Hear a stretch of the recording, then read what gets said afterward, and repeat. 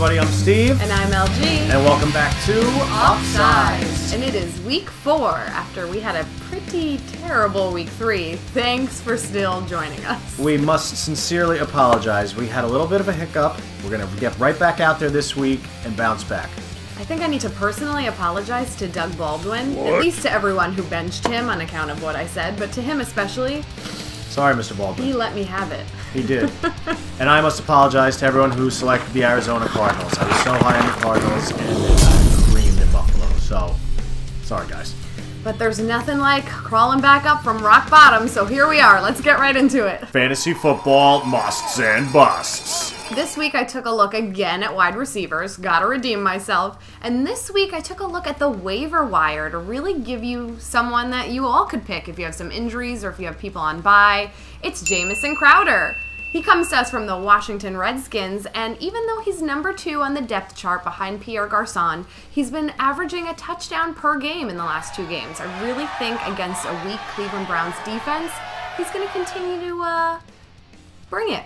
My fantasy bust for the week, I have to go back to the Seattle Seahawks. Sorry, Tyler Lockett. He is still nursing a little bit of a knee injury, which held him to only a third of the snaps against San Francisco. I think because of him and Russell Wilson being, not at 100%, I got to take the chance and bench him this week. Sorry, bro. I took a look at running backs this week and decided to go with Isaiah Crowell from the Cleveland Browns. He's going up against a weak Washington defense who has given up the second most points to fantasy running backs thus far this year. Their defense has also allowed 6 rushing touchdowns.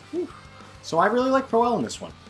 And my bust of the week comes to us from the Minnesota Vikings. It is Mr. Jerick McKinnon. I'm sorry, man.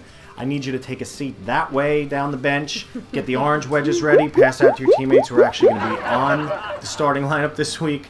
I think McKinnon's going to have a rough week, splitting carries with Asiata, who is the clear starter now that Adrian Peterson is hurt.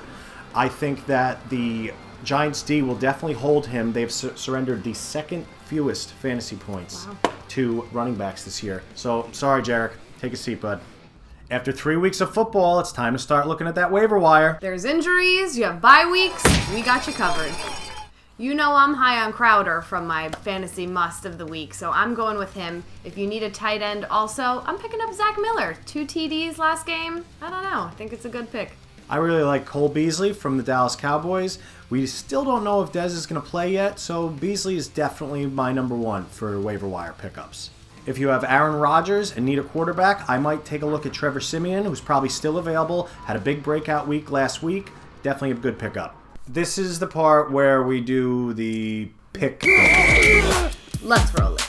Cincinnati, Miami, Indy, Chicago, New England, Washington, Baltimore, Atlanta, Seattle, Houston, Denver, Arizona, San New Orleans, Diego, Dallas, Pittsburgh, Giants. Minnesota. As always, we want you to play along with us, so submit your picks in the comments below, and if you get more correct than we do, we'll shout you out. And we'd like to give a big congratulations to Mr. Bobby Pockets. Hey, Mr. Bobby Pockets! Mr. Pockets, congratulations. 10 big wins last week. Beat both of us. We are not doing too well on the season thus far.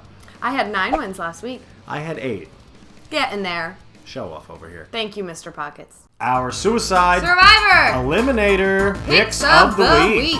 Tough week for Suicide. If you're still in it like I am, whoop whoop, I'm gonna go Houston or Denver. So sadly, our dear friend Bert got kicked out of his Suicide pool for picking the Giants. Who knew? Sorry, Bert. You made a papa proud with that pick. Nice confident pick, but again, big loss, and I'm sorry, man. Dad got knocked out too. So since these 2 losers have no one to pick, we decided to create a new segment for Bert, and he's going to be picking a team, and we'll analyze the game. Take it away, Bert.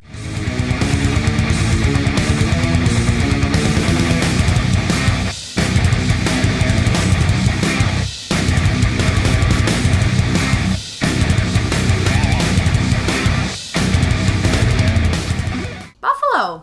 Interesting choice, Bert. Well, Buffalo plays New England this week. Who still is figuring out their quarterback situation for week 4. You know, Belichick likes to hide that information until last minute. Yeah. Garoppolo might be healthy enough to play. Brissett might be healthy enough to play. I personally would like to see Julian Edelman get in there and give it a ring. Me too, especially if you have him in your wide receiver slot. You could be getting quarterback points in there as well. Bonus points. Both teams are riddled with the injury virus right now, so that'll be an interesting matchup. Excited to see how that goes. For Bert's sake, go Buffalo. Fingers crossed, Bert. Thank you so much for joining us for Week 4. And we'll be looking ahead to next week to Look Alive number 5. That's right, 1 month in the books. Are you ready? We have some more offsides to share with you then. Thank you for watching. I am Steve. And I'm LG. See ya.